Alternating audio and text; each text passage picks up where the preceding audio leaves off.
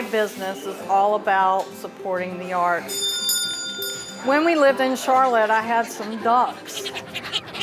So I thought I would name my business after Olive, my favorite one. The concept when we first moved on Main Street was to have a clay studio and a place where people can exhibit their work. We want to wet this down a little bit. I wanted to teach people so that they knew the idea of what goes into art. Good, Jen. Whew. To feel how relaxing and tranquil you feel when you are engaging your creativity.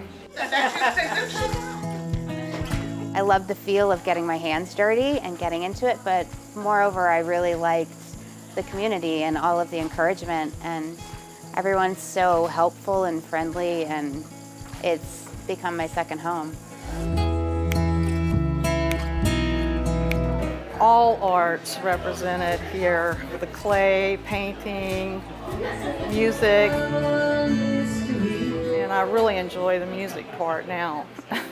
It's a lot of fun. But I rotate these out and I put other artists in here as well, and usually they're emerging artists in the area. And also have school art in here sometimes. I like to have exhibits for the schools so they can see what it's like to have their work in an exhibit. It's just an opportunity for everyone. It's given me a safe space to put myself out there. I think one of the biggest things as an artist is being perceived by others. It can be very scary. And so I think having a place of people who are very supportive and open has been really good, because it's given me the little nudge I've needed to kind of start putting myself out there in a way that's not super intimidating. I can't tell you how many times I've made coffees for people time and time again, and they never say a word to me, but that last time they open up about everything, and turns out they're an oil painter or a sculptor or a photographer or whatever. It's something you don't get at a lot of other places.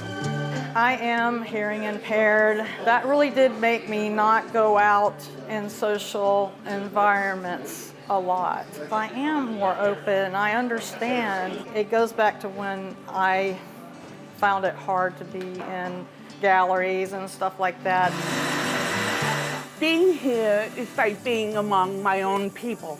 I'm not isolated. People know that I can't hear well, so they will be happy to repeat it. I'm never made to feel uncomfortable about that. And I think that's just fabulous. All of the people here tend to encourage others, especially newbies.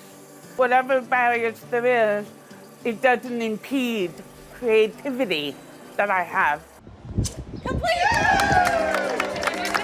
It's important to me to be involved with the community because it just raises more awareness. This is a 65-foot long mural that we put in last summer. The lead on it was Debbie Wissett, and it is titled, It's in Our Hands. The mural is a community outreach and education piece that we did with the help of a bastion of volunteer artists, and people who weren't artists came out and helped with it. What we want folks to take away from the mural when they see it and when they interact with it is that our waterways are important. They're important to all of us, and we are the stewards of that waterway, and we need to be better stewards of it in a lot of ways. Art is powerful, it is beautiful, it's engaging, it makes you think, and it can just really be an emotional response for folks that maybe they wouldn't have cared so much about until they saw it and it connected for them. Fort Mill needs Olive's Mud Puddle. There is not enough art in this area. People are coming by and they're saying, oh, coffee shop. There's a ceramic studio in the back, and they're surprised. And then they say, oh, can I do this? Can I do that? And we tell them, yes, you can. Thanks for watching, and if you don't want to miss any more great regional stories, please subscribe to our PBS Charlotte YouTube channel.